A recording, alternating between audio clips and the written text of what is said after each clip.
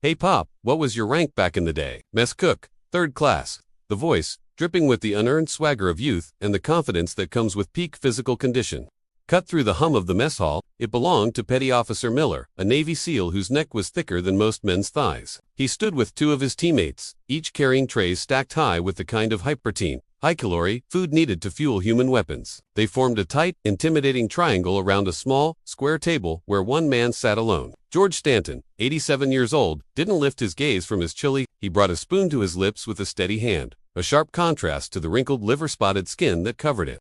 He wore a simple tweed jacket over a white shirt, an outfit that seemed out of place and out of time amid the sea of digital camouflage and navy blue uniforms. He chewed slowly, deliberately, his gaze fixed on a point beyond the far wall of the bustling Naval Amphibious Base Coronado dining facility. Petty Officer Miller smirked at his buddies, who chuckled at their leader's jabs. "I'm talking to you, old-timer. This is a military base. You gotta have a pass to be here. Or did you just wander in from the retirement home looking for a free meal?" The mess hall, never truly quiet, shifted. The clamor of 100 conversations started to falter, and the clinking of forks and knives on ceramic plates became sharper, more distinct. Heads began to turn. This wasn't just another loudmouth. This was a performance, with an unwilling old man as the centerpiece. George finished his spoonful of chili. He set the spoon down gently beside his bowl, the metal making no sound against the plastic tray. His movements were precise, efficient, devoid of any unnecessary motion. He still hadn't looked up at the SEAL, standing over him. This quiet refusal to engage only seemed to fuel Miller's arrogance. He leaned in, his massive tattooed forearms slamming onto the table, clearly invading George's space.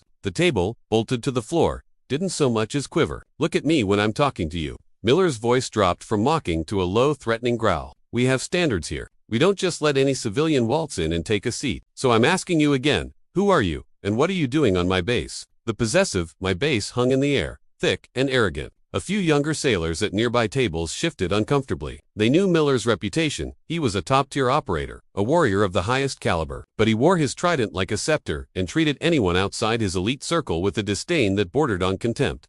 Finally, George turned his head. His pale, watery blue eyes seemed to carry a heavy wariness. But beneath that was something deeper, stillness, a vastness. It was like gazing at the surface of a frozen lake. Calm and reflective, hiding immense cold pressure beneath. He glanced at Miller's face, then at the gold trident pinned to his chest, and finally back to his eyes. He said nothing. "What? Are you deaf?" One of Miller's friends sneered, leaning over his shoulder. "He asked you a question. Let me see some ID."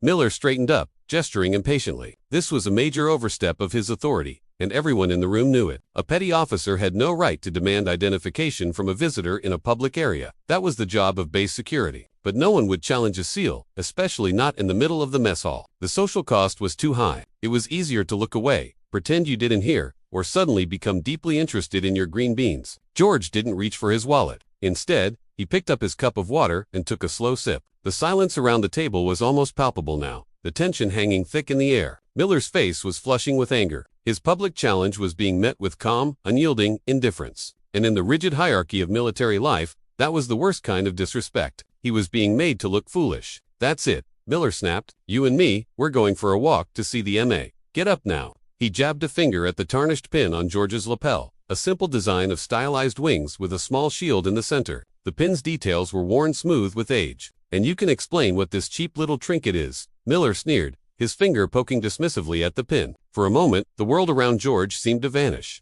The smell of industrial chili and bleach faded, replaced by the sharp scent of ozone and damp earth. The low murmur of the mess hall became the high-pitched whine of a diving Zero, and the thudding echo of anti-aircraft fire vibrated in his bones. He felt the ghostly weight of a young man's hand on his shoulder, strong and sure, and heard the whisper over the roar of battle, "See you on the other side, Ghost." The memory was brief, just a single frame from a lifetime ago, but as vivid as the table before him. The pin on his lapel was no trinket. It was a promise, a ghost of a memory for the ghost of Luzon. He blinked, and the mess hall snapped back into focus. Miller's angry face was inches from his own. Across the room, Seaman Apprentice Davis, only 19 and still new to the Navy, was working the serving line. Davis had been watching the confrontation with growing discomfort in his stomach. He was still holding on to idealistic notions about honor and respect, but the reality of military life was slowly starting to grind them away. He'd watched his own grandfather, a proud Marine who had survived the chosen reservoir, be brushed aside by a society that had moved on and forgotten.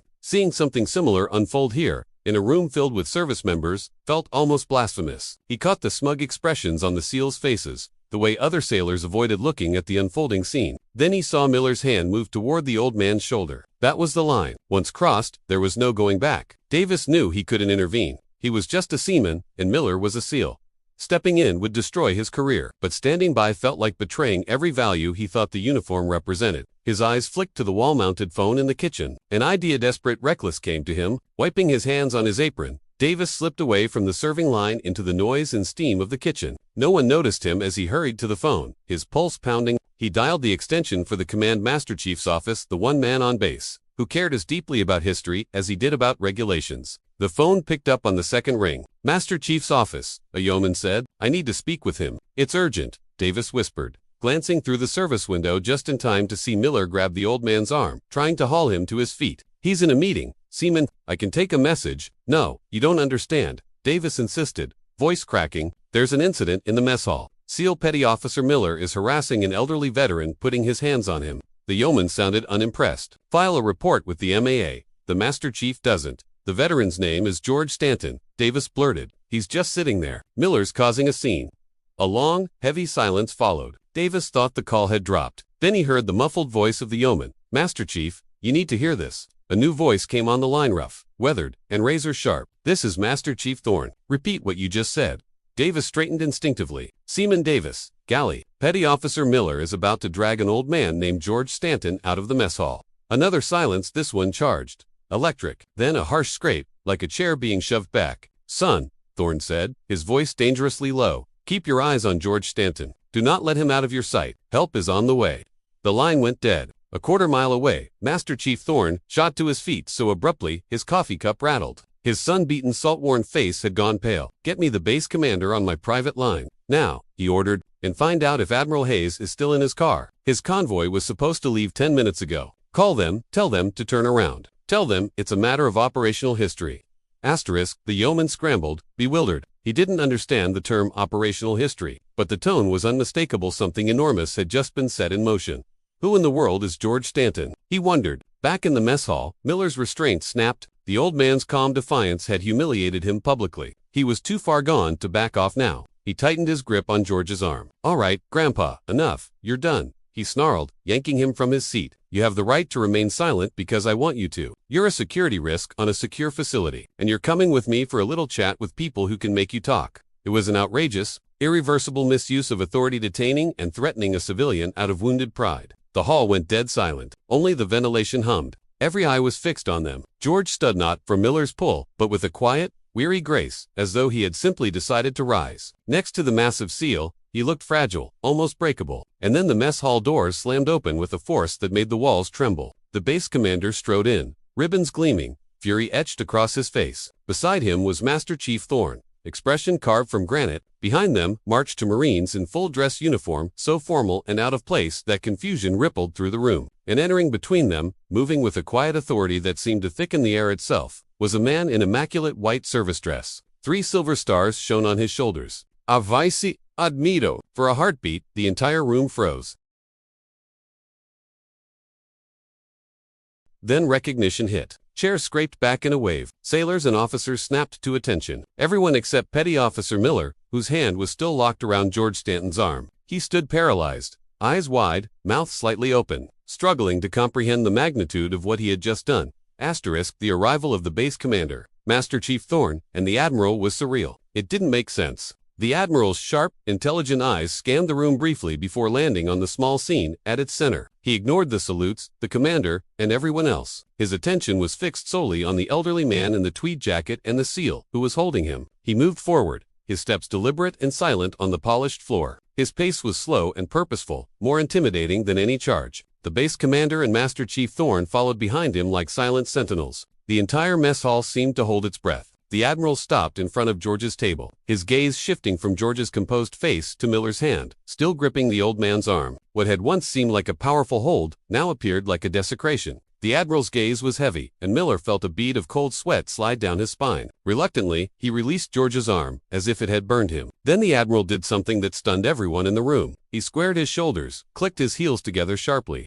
and raised his hand to his brow in the most precise, respectful salute Miller had ever seen. It was a gesture of profound reverence, a 3-star flag officer saluting a stooped, unassuming old man. "Mr. Stanton," The Admiral's voice rang out, clear and respectful to the point of reverence. "It is an honor, sir. I apologize for this disturbance. We had you listed on the visitor manifest for the memorial dedication, but my aide failed to inform me of your arrival. Please forgive the oversight." The entire hall stood frozen in shock. Mr. Stanton.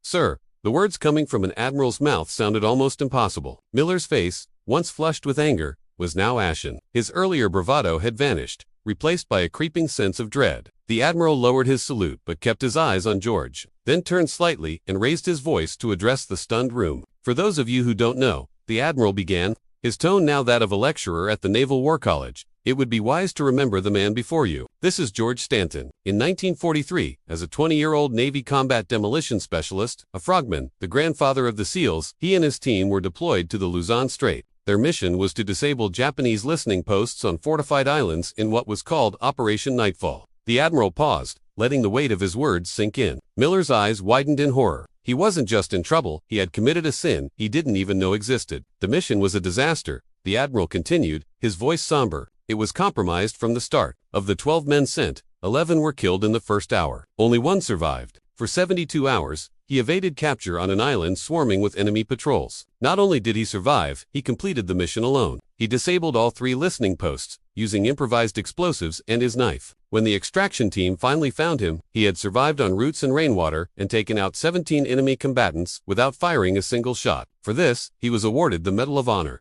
They called him the Ghost of Luzon. A soft, collective gasp swept through the room. The Medal of Honor, the highest, most revered award in the military, was a name spoken only in hushed tones. And this quiet, unassuming man, mocked for a small pin on his lapel, was one of its recipients. "The pin on his lapel," the admiral said, turning his piercing gaze directly on Miller, who looked as if he might collapse, "is the original unofficial insignia of his unit. It was given to him by his team leader, who died in his arms on that beach. It is not a trinket." The admiral turned back to George, his expression softening. "George, again, I am deeply sorry." Finally, the base commander stepped forward, his eyes burning holes into Petty Officer Miller. "Petty Officer," the captain's voice was like a quiet, lethal blade. "You are a disgrace to the trident on your chest. Report to my office in 5 minutes. You will be escorted by the Master-at-Arms. Bring your service record. I suggest you spend the next 4 minutes contemplating the full weight of your mistake." Master Chief Thorne grumbled in agreement. "Aye, Captain." At last, George spoke. His voice was soft, raspy with age, but carried a weight that silenced even the admiral. "He's just a boy, Jim," George said, addressing the admiral by his first name. "Full of fire. We were all like that once, arrogant and sure of ourselves. The service will temper him, or it will break him. That's the way of it. Let him learn his lesson, but don't ruin him for it." The grace of George's words, the magnitude of the forgiveness he extended in that moment, was more overwhelming than the admiral's revelations about the Medal of Honor. Miller looked at George, his eyes filled with a shame so deep it was almost painful to watch. As George's fingers brushed the pin on his lapel, the memory came rushing back not as a flash of combat, but with painful clarity. He was back in a muddy foxhole, tropical rain seeping into his skin, holding his team leader as the man bled out. His friend pressed the small pin into his hand, fingers cold and shaken. "Make it home, Ghost," he had whispered, blood frothing on his lips. "Make it home and tell them we tried." The pin wasn't a symbol of victory. It was a memorial to the men he had lost, 11 brothers whose weight he had carried for over 60 years. The fallout was swift and severe. Petty Officer Miller faced a formal captain's mast, was stripped of his rank, placed on probation within the SEALs, and ordered to write a 2,000-word essay on the history of naval special warfare, with a focus on the sacrifices of the pre-SEAL units. But the real punishment came from the story itself. It spread like wildfire through the command. Miller, the arrogant operator, became a cautionary tale, an example of what happens when you forget where you came from. At the urging of both the Admiral and Master Chief Thorne, the base commander instituted mandatory quarterly training for all personnel, from the greenest seaman to the highest-ranking officer. The course was called Naval Heritage, and the first lesson was the story of Operation Nightfall, taught by a humbled Master Chief Thorne, who used the incident in the mess hall as his primary text. Weeks later, a man in civilian clothes was walking through a park in Coronado. He spotted a familiar figure sitting on a bench, feeding pieces of a sandwich to a flock of seagulls. It was George Stanton, the man now visibly thinner and more somber. Every instinct screamed at him to turn away, to hide from the source of his humiliation. But the lesson he had learned was about courage, not just the kind that faced enemy fire, but the kind that faced your mistakes. He took a deep breath and approached. Standing at a respectful distance, he waited until George looked up. "Sir," Miller said quietly, stripped of his former arrogance, "I just wanted to say, I'm sorry." George regarded him for a long moment, his pale blue eyes assessing. He saw not the arrogant seal, but a humbled young man. He nodded, then said simply, "Sit down, son." Miller gingerly sat on the other end of the bench. They sat in silence for a minute, watching the birds. "You've got 2 ears and 1 mouth, petty officer," George said, his eyes still on the birds. "Use them in that proportion. The quietest man in the room is often the one you should listen to the most. He's listening, too, and he's learning." Miller nodded, speechless. He sat beside the ghost of Luzon, and for the first time in a long time, he simply listened.